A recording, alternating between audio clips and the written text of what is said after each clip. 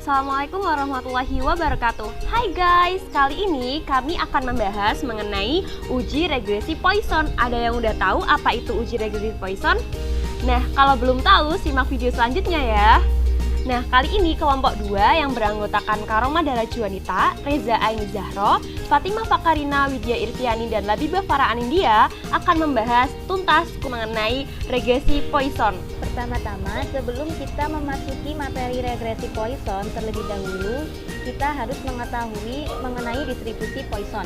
Distribusi Poisson merupakan suatu distribusi peluang yang menyatakan kemungkinan sejumlah peristiwa yang terjadi dalam suatu periode waktu. Distribusi Poisson mempunyai suatu karakteristik yang tidak biasa, yaitu mempunyai nilai min dan nilai variansi yang sama berupa lambda. Selanjutnya, untuk regresi Poisson sendiri merupakan salah satu metode regresi yang digunakan untuk menganalisa data cacahan dengan variabel respon berdistribusi Poisson atau menyatakan kejadian yang relatif jarang terjadi. Yaitu apa sih asumsi yang harus kita penuhi ketika melakukan uji regresi Poisson? Yang pertama yaitu model regresi Poisson itu mempunyai asumsi equidispersi, yaitu kondisi di mana nilai min dan variansi dari variabel respon bernilai sama, yaitu variabel y sama dengan eksponen y sama dengan pi.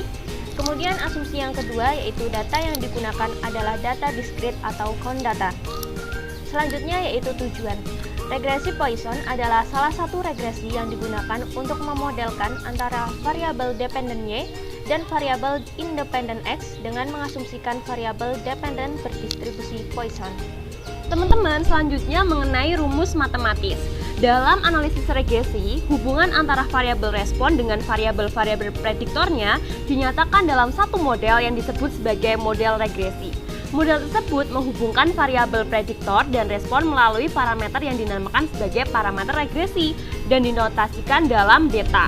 Secara umum, model regresi linier dapat dimodelkan sebagai berikut. Nah ini, teman-teman bisa dibacakan, Y1 sama dengan beta 0 ditambah sigma Kj sama dengan 1 beta J Xij plus E1. Nah, dengan beta 0, beta 1, beta 2, dan beta seterusnya adalah parameter atau koefisien regresi. Kemudian untuk X1, X2, dan XIK-nya adalah variabel bebas ataupun prediktornya. Kemudian untuk E1 sama dengan galat yang bersifat acak dan saling bebas. Kemudian untuk model linear terampat atau generalis linear models atau GLMS yaitu dinotasikan sebagai A, Y1, Y2 sampai dengan Y seterusnya adalah M respon bebas yang mengikuti sebuah distribusi peluang anggota keluarga eksponensial dengan E sama dengan Y1 sama dengan M mu I. Nah, untuk yang kedua yaitu sebuah prediktor linear berdasarkan pada variabel bebas XI1, XI2 sampai XIK yang digunakan dinotasikan dengan XI beta.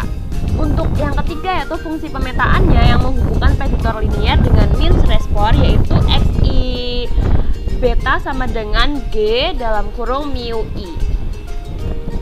Kemudian sehingga dari yang rumus-rumus banyak itu, model regresi Poisson dapat dituliskan sebagai berikut. YI sama dengan TI, EXP dalam kurung XI beta bar plus EI. Dalam metode regresi Poisson diasumsikan bahwa min dan variabel responnya sama, namun ada kalanya nilai variabel lebih besar daripada nilai minnya, yaitu overdispersi, atau varian lebih kecil daripada responnya disebut dengan underdispersi. Dan menurut Indraswari menyatakan bahwa overdispersi terjadi apabila nilai rasio antara varian dan min lebih besar daripada 2,5. Untuk contoh kasus pada uji regresi Poisson kali ini yaitu pengaruh tipe rumah sakit dan jumlah pasien terhadap jumlah kasus tindakan operasi. Untuk datanya teman-teman bisa lihat di yang tertera pada layar. Untuk langkah-langkah analisis regresi Poisson dalam SPSS yaitu yang pertama teman-teman bisa klik pada variabel view dengan menginput data sesuai yang ada di bisa teman-teman contoh di layar PowerPoint. Yang kedua yaitu masukkan data ke data view. Nanti untuk data yang teman-teman akan uji memakai regresi input dalam data view.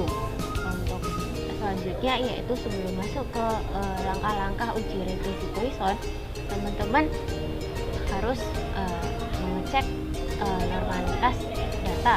Yang pertama yaitu klik analyze, pilih norm parametric test, pilih legacy dialogs, pilih satu sampel KS, kemudian muncul kotak one sample Kolmogorov Smirnov test, pindahkan variabel operasi ke kotak tes variabel list. Kemudian pada kotak tes distribution, pastikan pilihan Poisson tercentang, lalu klik OK. Langkah yang keempat yaitu cara membaca output test of normality dengan Kolmogorov Smirnov, yaitu pada variabel operasi nilai signifikan sama dengan 0,224 lebih besar dari alfa sama dengan 0,05 sehingga H0 diterima, artinya distribusi sampel operasi identik dengan distribusi Poisson, yaitu alfa sama dengan 5%. Kesimpulannya, variabel tersebut berdistribusi Poisson sehingga memenuhi syarat uji regresi Poisson.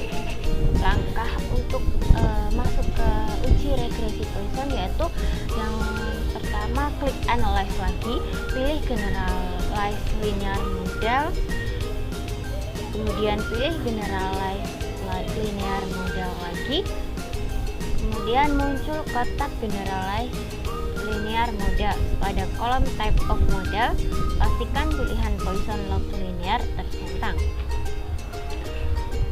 Kemudian pada kotak response, pindahkan variabel operasi ke kotak dependen. Pada kotak prediktor, pindahkan variabel tipe rumah sakit ke kotak faktor dan variabel jumlah pasien ke kotak kovarian. Pada kotak model, pindahkan faktor n kovariat, jumlah pasien dan tipe RS ke kotak model dan pastikan pada kotak blue terms type pilih main effect. Kemudian pada kotak estimation, pastikan pada kotak parameter estimation bagian method pilih Newton-Raphson. Pada kotak statistik, pastikan pada kotak print pilihan iteration history tercentang. Pada kotak save, pastikan pilihan standar risk deviance residual tercentang. Kemudian klik OK. Setelah itu akan keluar output hasil uji regresi Poisson yang baik. Setelah kita mengikuti langkah-langkah analisis regresi Poisson dalam SPSS, kemudian akan muncul sebuah output dari uji regresi Poisson. Nah, yang pertama adalah terkait goodness of fit. Nah, di situ kita bisa lihat di bagian percentage square. Nah, itu ada bagian value per DF, hasilnya adalah 1,038, di mana nilai 1,038 itu mendekati nilai 1. Hal tersebut menunjukkan bahwa data tersebut itu memiliki nilai mean dan varian yang sama atau biasa disebut dengan dispersi. Jadi kesimpulannya adalah data tersebut dispersi.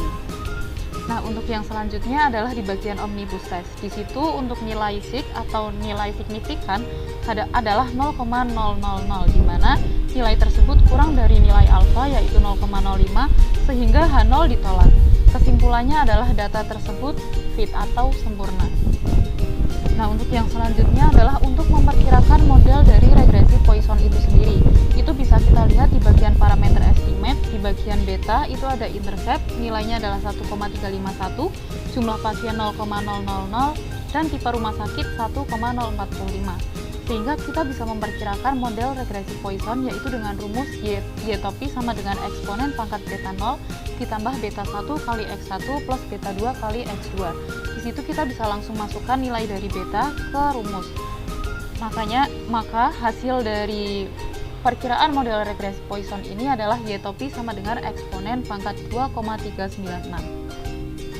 Nah, untuk yang selanjutnya adalah di bagian test of model effect. Nah, di bagian itu kita bisa lihat di bagian sig atau nilai signifikan di variabel tipe rumah sakit dan jumlah pasien pada nilai signifikan itu masing-masing 0,000, di mana nilai signifikan 0,000 itu kurang dari nilai alfa sama dengan 0,05 sehingga H0 ditolak.